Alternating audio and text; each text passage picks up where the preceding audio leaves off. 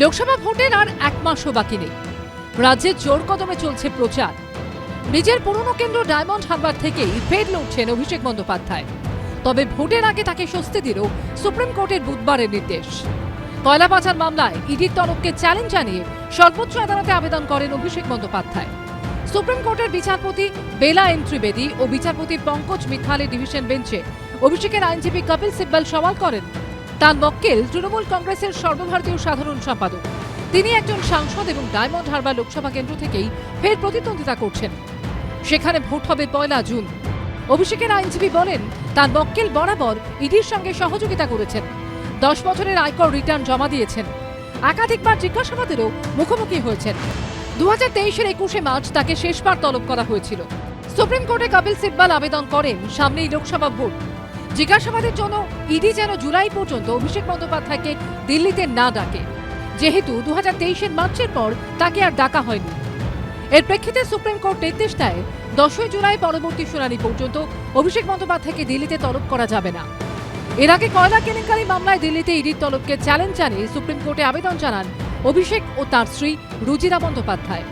আবেদনে বলা হয়, যেহেতু ঘটনাটি কলকাতার এবং সেখানে ইডির একটি অফিস রয়েছে, অতএব তাদের সেখানেই জিজ্ঞাসাবাদ করা হোক। দিনের পর দিন ডিএ মামলা পিছিয়ে যাচ্ছে এই সুপ্রিম কোর্টেই, অথচ এই সুপ্রিম কোর্টে যখন কপিল সিব্বলের মতো উকিল বাবুরা অভিষেকের মতো চোরেদের কেস নিয়ে যাচ্ছে, ফটাফট শুনানি হয়ে যাচ্ছে, আবার স্টে অর্ডারও হয়ে যাচ্ছে। প্রতিদিন ইলেকটোরাল বন্ড নিয়ে আলোচনা হচ্ছে, কিন্তু এই চোরেদের কোনো শাস্তির ব্যাপারে সুপ্রিম কোর্ট ব্যবস্থা করছে না। ডাল মে কুছ কালা হ্যায় বলে তৃণমূলকে কটাক্ষ করেছে কংগ্রেস। এটা যে চুরি কাণ্ডে জড়িত, তাই সামনাসামনি হাজির হতে ভয় পাচ্ছে। আমাদেরকে ডাকুক, কয়লা গরু পাচার, কয়লা পাচার, বালি পাচার ডাকুক, আমরা চলে যাব। তারা যেতে ভয় কিসে? ডাল মে জোর কুছ কালা হ্যাঁ, ভয় কিসে তাহলে? অভিষেক বন্দ্যোপাধ্যায় তো বলেছেন তিনি সবে জড়িত নন, একে তো রাজনৈতিক কারণে ডাকাডাকি হচ্ছে। তো এখন ইলেকশন, ফলে অভিষেক বন্দ্যোপাধ্যায় তৃণমূল কংগ্রেসের সেনাপতি এখন পুরোদস্তুর ইলেকশন করবেন এবং সুপ্রিম কোর্ট তারপরে ডেট দিয়েছে। কয়লা পাচার মামলায় এর আগে 3 বার ইডির জিজ্ঞাসাবাদের মুখোমুখি হয়েছেন অভিষেক বন্দ্যোপাধ্যায়। বিজেন্দ্র সিংহ, আশাবুল হোসেন ও চঞ্চল মজুমদারের রিপোর্ট, এবিপি আনন্দ।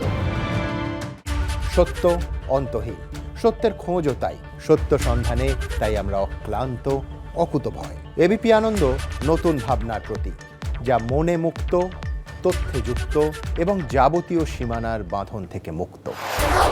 সীমা না শব্দটির মধ্যে লুকিয়ে আছে মানা শব্দটি, যেন চোখ রাঙানি এক অদৃশ্য বেড়াজাল, যা আটকে রাখে আমাদের এক ছোট্ট গণ্ডির মধ্যে। একমাত্র সঠিক খবরই গড়ে তুলবে এক মুক্ত সমাজ। সেই জগৎ গড়ার লক্ষ্যে কোনো সীমানার ঠুকুটি আমরা মানব না। এবিপি আনন্দ এগিয়ে থাকে, এগিয়ে রাখে।